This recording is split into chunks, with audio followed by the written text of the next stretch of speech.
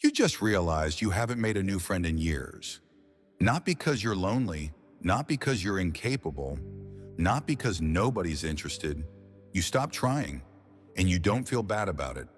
Everyone's telling you this is a problem. You need to expand your social circle. You're getting too isolated. You'll regret this when you're older. But here's what they don't understand. You're not avoiding friendship. You've outgrown the need for it. Arthur Schopenhauer made his last real friend at age 30. After that, decades of deliberate solitude, refused new connections, declined social invitations, lived alone, and everyone thought something was wrong with him. But in his private journals, he described those years as his most intellectually free, most productive, most genuinely himself. Because he discovered something that highly intelligent people eventually learn. The childhood programming that told you to make friends was never about your well-being. It was about making you socially dependent. From the moment you could talk, they trained you. Go play with the other kids. Make friends. Don't be alone. Why? Because a child who's comfortable alone is harder to control, harder to socialize, harder to mold into a compliant adult. So they programmed you to need people, to feel incomplete without constant social connection, to believe that solitude equals failure. And that programming worked for decades, until your intelligence developed enough to question it. Today I'm going to show you exactly why smart people stop making new friends, according to Schopenhauer. Not to justify isolation, but to reveal the hidden programming that's been running your social behavior since childhood, and why breaking free from it might be the most liberating thing you ever do. Think back to your earliest memories of school. What's the first thing teachers told you? Go make friends, play with the other children, share your toys. If you were alone, why aren't you playing with everyone else? Go join the group. If you preferred solitary activities, that's not healthy. You need to be more social. Every authority figure had the same message. Being alone is wrong. Needing others is right. This wasn't accidental. This was systematic conditioning. Psychologist John Bowlby developed attachment theory in the 1950s, which became the blueprint for how society raises children. The core premise: children need constant social bonding to develop properly. But here's what they don't tell you. That theory was designed for infants and toddlers. It was never meant to be applied to developing minds capable of independent thought. Yet society applied it universally, to everyone, forever. The result? Adults who were never taught that solitude is a valid choice, that independence is a sign of strength, that not needing constant social connection is actually psychological maturity. Schopenhauer recognized this programming in himself. He wrote, "A man can be himself only so long as he is alone." But notice the implication. You're not yourself when you are with others. You're performing a socially acceptable version of yourself. And that performance started in childhood. Every time you were rewarded for playing with others and punished for playing alone, you learned, my value depends on social connection. Every time teachers praised good social skills and worried about isolated children, you learned, something's wrong with me if I prefer solitude. Every time your parents asked, why don't you have more friends, you learned, I'm deficient if I'm not constantly making new connections. This programming runs deep, so deep that even now, decades later, when you stop making new friends, you feel guilty. Not because you actually want new friends, but because the programming tells you that you should. Philosopher Jean-Jacques Rousseau observed, man is born free and everywhere he is in chains. But the chains aren't just political, they're psychological. The chain that says you need other people to be complete. The chain that says solitude is loneliness and loneliness is suffering. The chain that says if you're not constantly expanding your social circle, you're failing at life. All lies, all programming, all designed to keep you socially dependent. Because socially dependent people are easier to control, easier to market to, easier to keep compliant. A person who's genuinely comfortable alone, unpredictable, independent, dangerous to systems that require conformity. So they had to break you of that early, make you need others, make you afraid of your own company. And it worked, until your intelligence developed enough to see through it. Here's something you noticed but probably never articulated. Every friendship you've ever had was transactional. Not in a cold, calculating way, but transactional nonetheless. You provided time, attention, emotional support, entertainment, validation, resources. They provided the same things back. And as long as the exchange felt balanced, the friendship continued. But the moment the transaction became unbalanced, the friendship died. Think about friendships you've lost, not from dramatic fights, just drift. What really happened? The transaction stopped making sense. You outgrew them intellectually, so conversation became effort rather than enjoyment. Transaction unbalanced. You moved cities, so maintaining connection required more effort than the relationship provided. Transaction unbalanced. Your life priorities changed, so you no longer needed what they offered. Transaction unbalanced. And without the transaction, there was no relationship, because there never was a relationship, just a mutually beneficial exchange. Schopenhauer saw this clearly. We forfeit 3/4 of ourselves in order to be like other people. But why would you forfeit yourself? Because the transaction requires it. To maintain friendships, you must pretend to be interested in things you're not, agree with opinions you don't hold, participate in activities you don't enjoy, suppress thoughts that would make them uncomfortable. You're trading your authentic self for social connection. And when you're young, that trade feels worth it. The loneliness of being yourself seems worse than the exhaustion of performing. But as your intelligence develops, the calculation reverses. The exhaustion of performing becomes unbearable. And the loneliness of being yourself? You realize it's not loneliness, it's peace. Economist Adam Smith wrote about invisible hand of markets, how self-interest drives all transactions. The same invisible hand drives friendships. Everyone's optimizing for their own benefit, getting their needs met, taking what they can while giving what they must. And once you see friendships as transactions, you can't unsee it. That friend who only calls when they need something? Transaction. That friend who disappears when you're not fun anymore? Transaction. That friend who's there for your success but not your struggle? Transaction. None of it is malicious, it's just economics, social economics. And highly intelligent people reach a conclusion. If I'm going to transact, I'll do it consciously. And most potential friendships aren't worth the transaction cost. So they stop making new friends. Not because they can't, because they've calculated that the return doesn't justify the investment. You're at a social event. Someone approaches you with the friendship script. Hey, we should hang out sometime. Before your intelligence developed, you'd respond automatically. Yeah, definitely. Let me get your number. But now, your brain runs a different calculation. Do I actually want to spend time with this person? Will our conversations be stimulating? Do we have compatible intellectual depths? Or am I just executing the social script because I've been programmed to collect friends? And usually the answer is, I'm just executing the script. You don't actually want a new friend. You're performing the social behavior you were taught.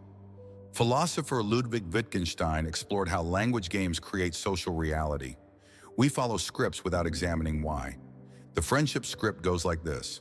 Step 1, meet someone in a social context. Step 2, find surface-level commonality.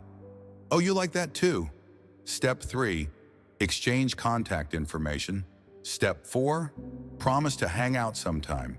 Step 5, maybe meet once or twice. Step 6, let it fade because neither person actually cared.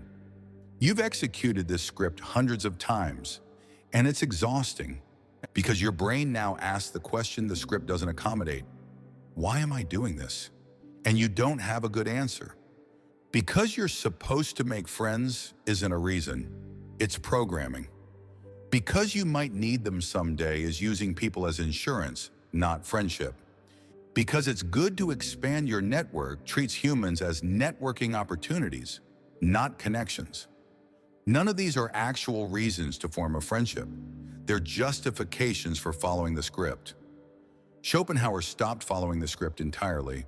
Someone would approach him with the friendship overture, and he'd simply not participate, not rudely, just honestly. He wouldn't pretend interest he didn't feel, wouldn't promise to connect when he had no intention of doing so. People thought he was cold, but he wasn't cold. He was honest. He'd realized, following social scripts I don't believe in makes me dishonest, and dishonesty with others starts as dishonesty with myself.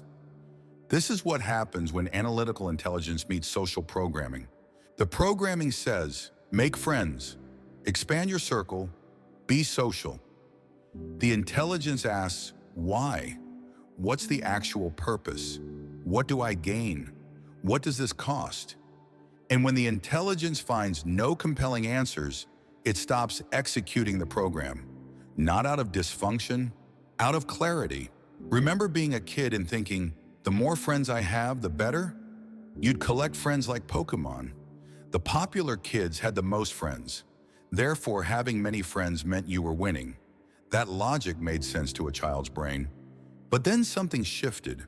Your definition of friend evolved. A friend wasn't just someone you spent time with.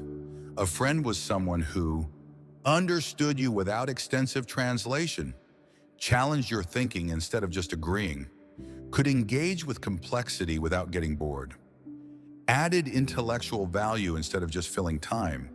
And when your definition changed, something shocking happened. Most of your existing friends didn't meet the new criteria, not because they got worse, because you got more selective. Carl Jung wrote about this transformation. The privilege of a lifetime is to become who you truly are. But becoming who you truly are requires releasing who you pretended to be. And that includes friendships based on your former self. Think about your current friend group. How many of those relationships would you initiate today if you met them as strangers? How many exist purely because of historical momentum, shared past, the fact that you've been friends for years? Probably most of them. And maintaining those relationships costs energy that could be spent finding or being the person you're becoming. Schopenhauer made a ruthless calculation. One friend who understands me is worth more than 100 who don't. And if that one doesn't exist, 0 friends is better than forcing connection with the 99.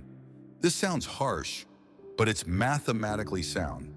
If friendship quality is what actually matters, and quality is rare, then optimizing for quantity is optimizing for the wrong variable. You're collecting relationships that don't nourish you while spending energy that could go toward developing yourself into someone worth knowing, creating work that might attract the rare minds you'd actually connect with, or simply being at peace alone instead of exhausted together. The shift from quantity to quality sounds mature, but it has a consequence nobody warns you about. You stop making new friends because the probability of finding quality is so low, it's not worth the search cost. Meeting new people becomes invest 10 hours of social energy for a 2% chance of genuine connection. And your brain eventually says, that's a terrible expected value. I'll pass. So you stop going to networking events. Stop accepting random coffee invitations. Stop pretending that you never know who you'll meet is a compelling reason to spend energy on probably disappointing interactions. You'd rather be alone with certainty than gamble on connection that probably won't materialize. Here's something exhausting about making new friends that nobody talks about. You have to explain yourself, again, from scratch. Your background, your interests, your worldview, your sense of humor, your intellectual frameworks, why you think the way you do, why you live the way you live. All of it has to be downloaded into a new person's brain before a real conversation can happen. And the older you get, the more complex you become, the longer that download takes. When you were 20, explaining yourself took one conversation. You didn't have much depth yet, but now you've spent years developing ideas, reading books, having experiences, building frameworks for understanding reality. Explaining all of that to a new person would take dozens of hours, maybe hundreds. And for what? So you can have someone to grab coffee with occasionally. The ROI doesn't make sense. Friedrich Nietzsche understood this completely. In loneliness, the lonely man consumes himself. In a crowd, the many consume him. But there's a third option he didn't mention. In established connections with people who already know you, you can finally just exist without explaining. Your old friends, the few who actually understand you, they've already completed the download. You can speak in shorthand, reference shared frameworks, skip the exhausting context setting. But new friends, you'd have to start over. Explain things that should be obvious. Justify positions you shouldn't have to justify.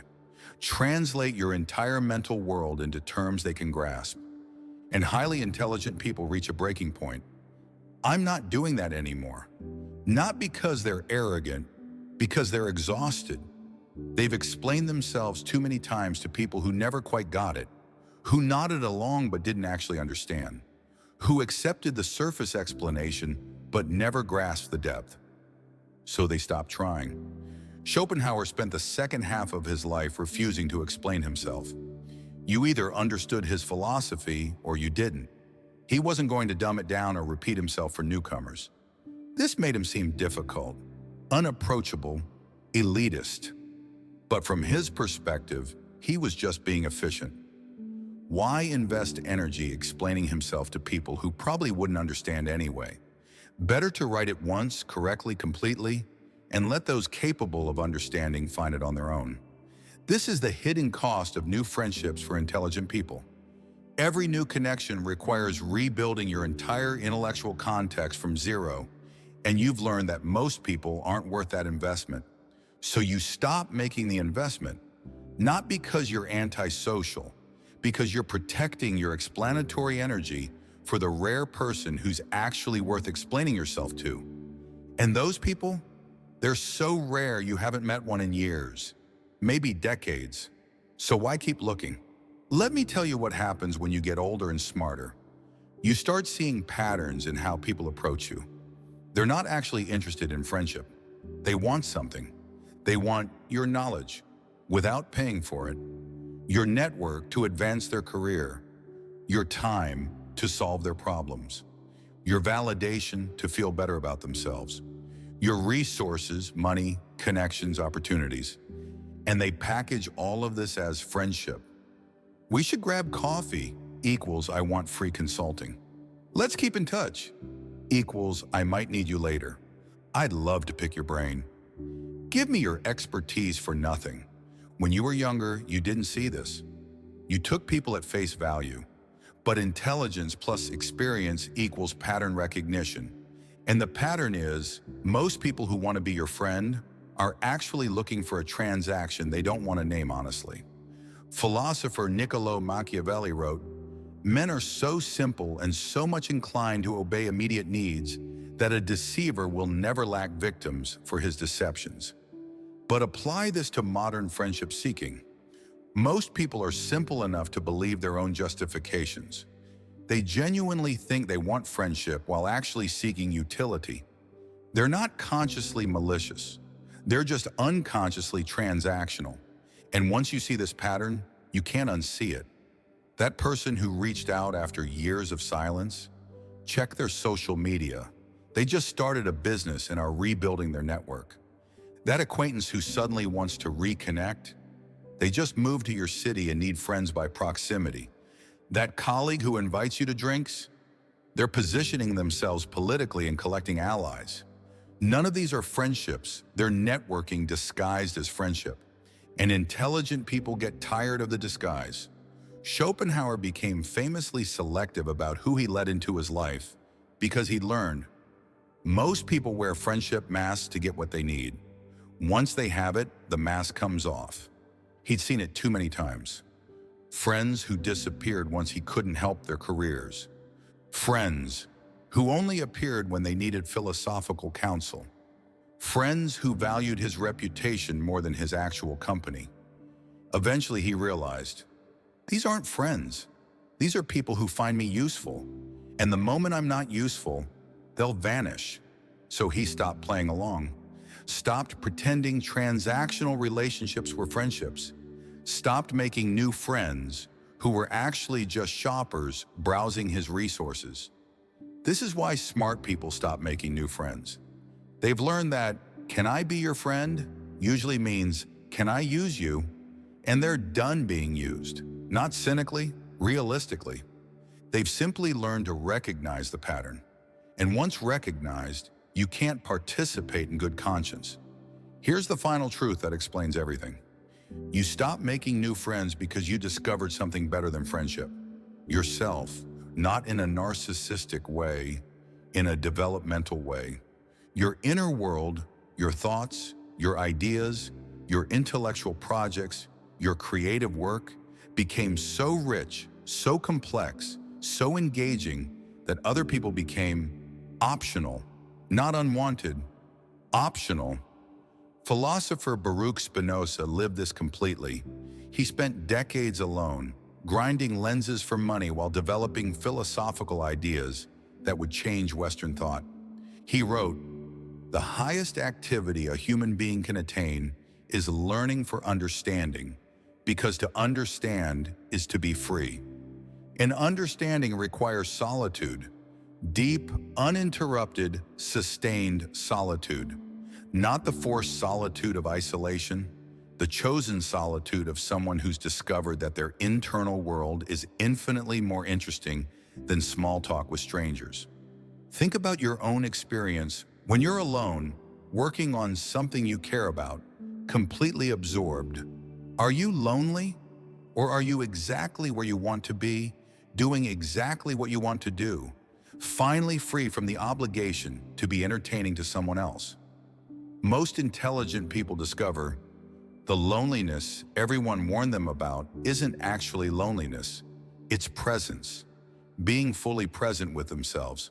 And once you've experienced that presence, that complete absorption in your own thoughts, your own work, your own development, forced social interaction feels like interruption, not connection, interruption.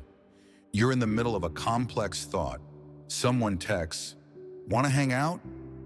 Before, you'd have said yes out of programming. I should be social. I should make time for friends. But now your brain responds, I'd rather finish this thought than go perform friendship with someone I don't care about. Schopenhauer spent his final decades in exactly this state.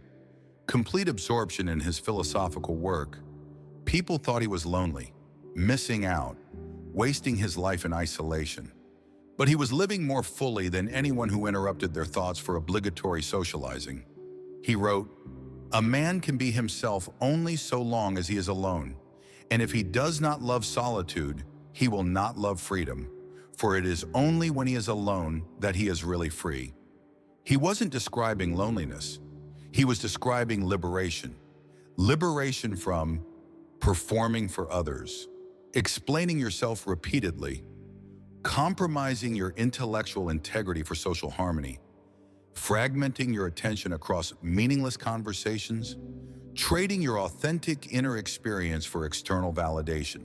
And once you taste that liberation, making new friends feels like volunteering for prison, not because friends are bad, because you've discovered something better. Complete ownership of your attention, your time, your mental energy, all directed toward what you actually care about instead of what social programming says you should care about. This is the final reason smart people stop making new friends. They've outgrown the childhood programming that told them they need external connection to be complete. They've discovered they were already complete. The need for constant friendship was installed, not inherent.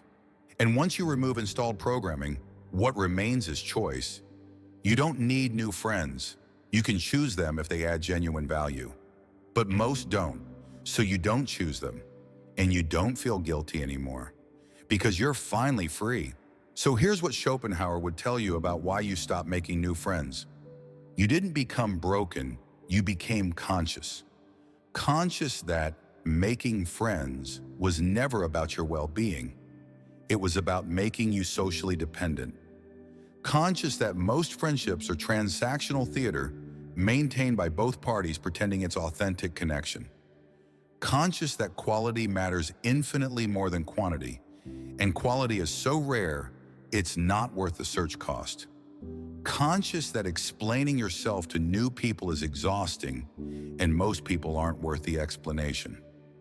Conscious that most friendship seekers are actually resource extractors wearing friendly masks. Conscious that your inner world is richer, more engaging, more fulfilling than forced external connection. All of this isn't dysfunction, it's development. You've graduated from the childhood programming that said you need lots of friends to be complete, and arrived at adult truth. You need quality depth with the rare few who actually understand you. And if those people don't exist, you need yourself. The programming runs deep. Even now reading this, part of you feels guilty. Should I be making more effort? Am I being too selective? Will I regret this? That's the program talking. The installed voice that says you're failing if you're not constantly expanding your social circle. But intelligent people learn to distinguish between installed voices and actual needs. And the actual need isn't more friends. It's permission to stop pretending you want more friends. Permission to say, I have enough, or I have none. Either way, I'm complete. Permission to spend your energy on depth instead of breadth, on development instead of collection, on being instead of networking. Schopenhauer died with almost no friends, just his poodle for companionship, and his ideas outlived everyone who had full social calendars. Jung withdrew from social life to develop his theories, changed psychology. Nietzsche wandered alone in mountains, shaped modern philosophy. Spinoza ground lenses in solitude, revolutionized ethics. They didn't succeed despite their lack of new friendships. They succeeded because they weren't wasting energy maintaining them. You're not antisocial for stopping the friendship collection game. You're liberated from programming that was never designed for people like you.